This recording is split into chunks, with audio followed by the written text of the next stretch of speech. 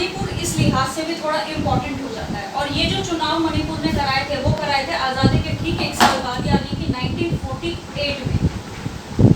ठीक है स्टूडेंट्स, मैंने एक और जब आपका पेपर देखा था तो उसमें एक और क्वेश्चन था कि इंस्ट्रूमेंट ऑफ सब्जेक्शन क्या है। जब बोर्ड में ये क्वेश्चन आए, ये ज़्यादा से ज़्यादा 1 नंबर का आएगा। तो इंस्ट्रूमेंट ऑफ सब्जेक्शन जो है वो है एक विलय पत्र की घोषणा, जिसमें आपको ये डिक्लेयर करना होता था कि आप भारत के साथ अपनी रियासत को विलय कर रहे हैं। That is called instrument of subjection. ये बहुत इंपॉर्टेंट क्वेश्चन है, आप इसको मार्क करेंगे और भूलेंगे नहीं। ये कुछ ऐसे पॉइंट्स हैं जो बहुत ज़रूरी हैं। तो स्टूडेंट्स, इसके बाद जो बात आती है, जैसे कि आपको पता है ना कि जब मैं आपको एग्जांपल देती हूँ, जैसे 2 भाई होते हैं, तो जब वो अलग होते हैं ना तो हर चीज़ का बंटवारा होता है। ईच एंड एवरीथिंग जो भी घर में है, जो भी आपके फादर के पास है, उन्हें दोनों बच्चों में, दोनों बेटों में उसकी बराबर मात्रा में बंटवारा करना होगा। तो उस टाइम पे जो भारत और पाकिस्तान का जो बंटवारा हुआ था, इसमें डिसाइड किया गया था कि कौन सी जगह कौन सी जो बाउंड्रीज़ हैं वो भारत के हिस्से में आएगी और कौन सी बाउंड्रीज जो है वो पाकिस्तान के हिस्से में आएगी। लेकिन वो कहते हैं ना, समस्याएं कभी ख़त्म नहीं होती हैं। यहाँ पर भी एक समस्याएं थी, वो ये थी कि जो जगहें, जो टेरिटरीज पाकिस्तान को देनी है, वहाँ पर जो लोग हैं वो हिंदू बहुल हैं, और जो इंडिया को देनी है वहाँ पे मुस्लिम बहुल है। कई सारे लोगों ने, कई मुस्लिमों ने बल्कि पाकिस्तान में जाने से मना कर दिया, जिसमें से एक थे जिन्हें हम सीमांत गांधी के नाम से भी जानते हैं, वो है खान अब्दुल गफ्फार खान। ठीक है, उन्होंने द्विराष्ट्र के इस सिद्धांत को मानने से मना कर दिया और पाकिस्तान जाने से मना कर दिया।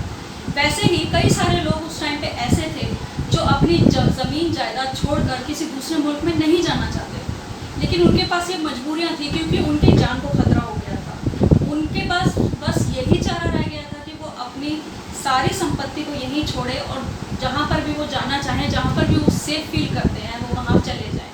ये समस्याएं उनकी थी और उन बेचारों को छोड़कर जाना पड़ा था। ऐसे बहुत सारे लोग थे जो पाकिस्तान में रहते थे, लेकिन उन्हें सब कुछ छोड़ छाड़ के हिंदुस्तान आना पड़ा, और हिंदुस्तान में ऐसे कई लोग थे जिन्हें सब कुछ छोड़ छाड़ के पाकिस्तान में जाना पड़ा। कई ज़मीन जायदाद, खेत खलिहान सब कुछ छोड़ के, लिटरली ज़ीरो होके उन्हें दूसरी जगह जाना पड़ा, जो कि इंडिया का जो इतिहास है उसमें सबसे बड़ा माइग्रेशन कहलाया था।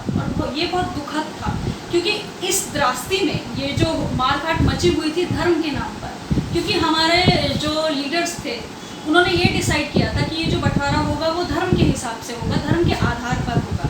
तो इसीलिए धर्म के आधार पर लोगों को, दोनों ही पक्षों के लोगों को, जिसमें कुछ हिंदू और मुसलमान थे, उनके लिए 2 अलग अलग देशों का निर्माण किया गया था, हिंदुस्तान और पाकिस्तान। अब धर्म के नाम पर क्या हुआ कि बहुत ज़्यादा उच्च स्तर पर मारकाट मची, जिसमें सबसे ज़्यादा तो जो दुखद स्थिति हुई है, जो सबसे ज़्यादा जो बुरा हाल हुआ है, वो हुआ महिलाओं का और बच्चों का। महिलाओं के साथ ये चीज़ें बहुत ज़्यादा शर्मनाक रही। उनकी असमतें लूटी गई, उन्हें लूटा गया, उठा के ले जाया गया, उनके साथ बलात्कार जैसी घिनौनी हरकतें की गई, बहुत कुछ हुआ। और ये इस रास्ते में ज़्यादा तो आंकड़े तो साफ नहीं हैं, लेकिन ज़्यादा से ज़्यादा मैक्स जो लोग थे वो 1 करोड़ ऐसे लोग थे जो उस टाइम पे माइग्रेट हुए थे अपने घरों से, और लाखों के हिसाब से जो लोग थे वो मारे गए थे। तो स्टूडेंट्स, ये कुछ ऐसी परिस्थितियाँ थी जिसने धर्म के हिसाब से एक देश के 2 टुकड़े कर दिए थे। एक बाप के 2 भाई हो गए, एक बाप के 2 बेटे हो गए थे, हिंदुस्तान और पाकिस्तान। ठीक है, ये जो स्थितियाँ उत्पन्न हुई, ये देखिए, इसके बैकग्राउंड में भी आपको जाना पड़ेगा। जैसा कि आपको पता चला कि 1906 में जो मुस्लिम लीग का जो उदय हुआ, जिन्ना जी उसके संस्थापक थे।